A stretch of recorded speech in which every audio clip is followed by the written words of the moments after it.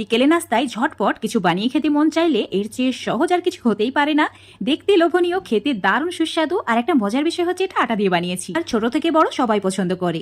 আজকের এই মুচমুচে খাস্তা নাস্তাটি বানানোর জন্য এখানে নিয়ে নিতে হবে আটা। তোমরা চাইলে ময়দাও নিতে পারো, কিন্তু আটা দিয়ে বানালে বেশি সুস্বাদু লাগে। দিয়েছি স্বাদ মতো সামান্য নুন আর তার সঙ্গে হাফ চামচ জোয়ান।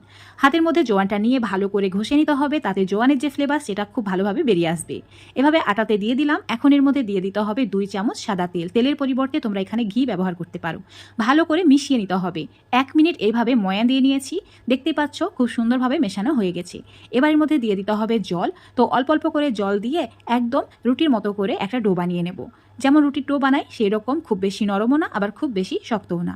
ডোটা ঠিক রেডি হয়ে গেছে, দেখতেই পাচ্ছ। আর এই ডোটাকে ঢাকা দিয়ে 10 মিনিটের জন্য রেস্টে রেখে দিচ্ছি। এদিকে নিয়েছি সেদ্ধ আলু। একটা বড় সাইজের আলুকে স্লাইস করে কেটে নিয়ে সেদ্ধ করে নিয়েছি। জলটা ভালোভাবে ঝরিয়ে নেওয়ার পর একটা কাঁটা চামচের সাহায্যে এভাবে ভেঙে নিতে হবে। খুব বেশি একদম গলিয়ে ফেললে হবে না, একটু মোটা মোটা থাকবে, ঠিক এরকম করে ভেঙে নিয়েছি। এবার চুলোর উপর একটা ফ্রাইং প্যান নিয়ে নিতে হবে। চুলোর ফ্লেমটা মিডিয়ামে রেখে দিয়ে দিতে হবে 1.5 চামচ মতো রিফাইন তেল, তার সঙ্গে হাফ চামচ গোটা জিরে, একটি মিডিয়াম সাইজের পেঁয়াজকে ছোট করে কেটে নিয়ে, আর দিয়েছি কাঁচা লঙ্কা নিজেদের পছন্দ মতো, মানে যে যেমন ঝাল খেতে পছন্দ করো সেই হিসাবে কাঁচা লঙ্কার পরিমাণটা বাড়িয়ে কমিয়ে অ্যাড করবে। তার সঙ্গে দিয়েছি হাফ চামচ আদা বাটা। একটু ভেজে নিয়েছি, মানে পেঁয়াজের কালারটা চেঞ্জ হয়ে গেছে। তখন এর মধ্যে দিয়ে দিতে হবে মশলা, যেমন হাফ চামচ একটু কম হলুদ গুঁড়ো, লঙ্কা গুঁড়ো, জিরে গুঁড়ো, ধনে গুঁড়ো আর নুন। এখন সামান্য জল দিয়ে একদম মশলাটাকে কষিয়ে নিতে হবে তেল ছাড়া পর্যন্ত। ঠিক এরকম তেল ছাড়তে শুরু করলেই ম্যাশ করে রাখা আলুটাও দিয়ে দিতে হবে। তারপর একটু সময় নিয়ে নাড়াচাড়া করে রান্না করে নিতে হবে।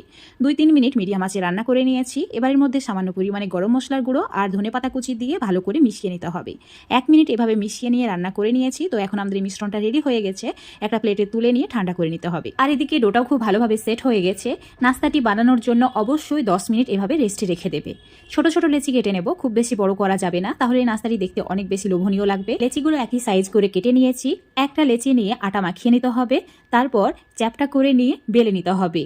খুব বেশি বড় করে বেলবো না, মিডিয়াম সাইজ করে, মানে একদম লুচি যেভাবে বেলি সেই রকম সাইজ করে বেলে নিতে হবে, আর একটু পাতলা করে বেলবে। এখন এর মাঝে আলুর যে পুরটা বানিয়ে রেখেছিলাম 1.5 থেকে 2 চামচ মতো অ্যাড করে দেওয়ার পর এভাবে ছড়িয়ে দিতে হবে। এখন সাইডে এইভাবে জল ব্রাশ করে নিতে হবে, তাহলে খুব ভালোভাবে আটকে যাবে। আর আমি যেভাবে ফোল্ড করে নিচ্ছি ত্রিকোণ করে হুবহু সেভাবেই ফোল্ড করে নেবে, তাহলে নাস্তাটি দেখতে অনেক বেশি লোভনীয় লাগবে। তো দেখতেই পাচ্ছ যেহেতু জল দিয়েছি তাই খুব সহজে এটা আটকে গেছে, আর ভাজার সময় একদমই খুলে যাবে না।